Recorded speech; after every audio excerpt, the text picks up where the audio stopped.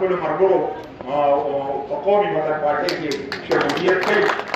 جهانګیر خان، حاجي ظاهرشاه خان، اسماعیل خان، محمد ابراهیم دا راپاتې چې تاسو ته ټوپۍ په سر کې جانانه ټوپۍ راوایه.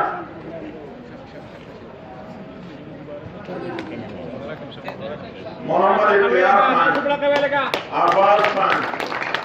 نظام خان، احتشام خان، انعام خان، محمد خان،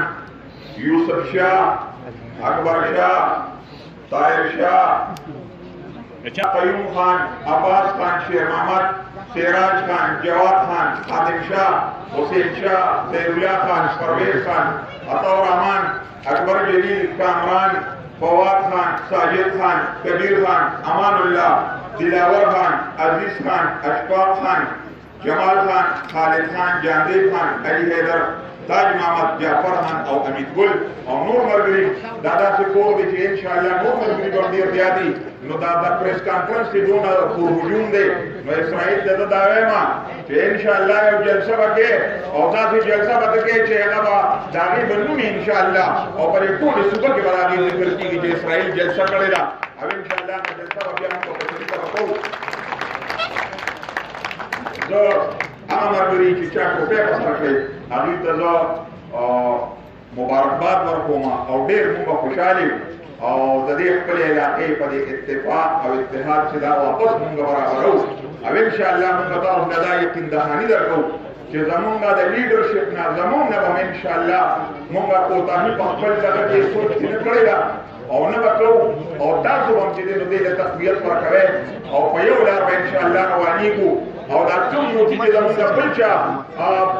اغوښتی دی نو دا به انشاءالله چې موږ واپس اخلو او دې خاورې له به یې ورکوو او ستاسو به اقتدار وي او ستاسو به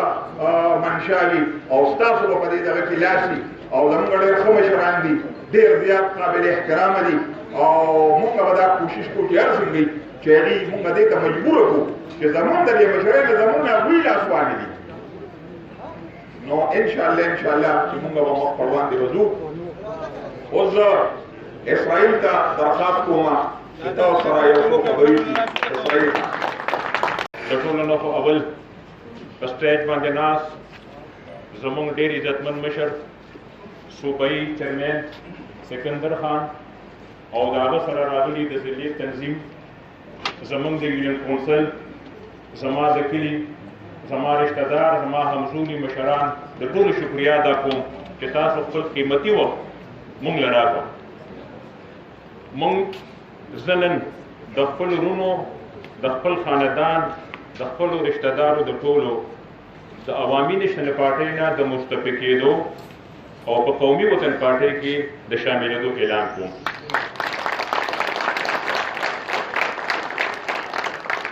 او خان له دا ډاډګیرنه ورکوم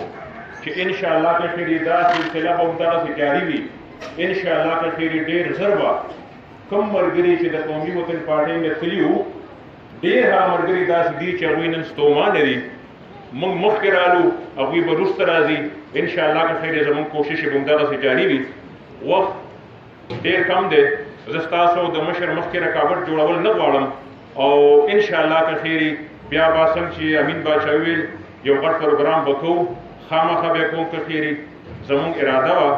خو خان ته پته ده چې منځ کې څه داسې حالات داسې کلي کې واقعات داسې راغلي چې د هغې د وجې نه موږ پروګرام ونه کړی شو انشاءالله هغې له به زه که خیر بیا د مشر راټې قدم مهرباني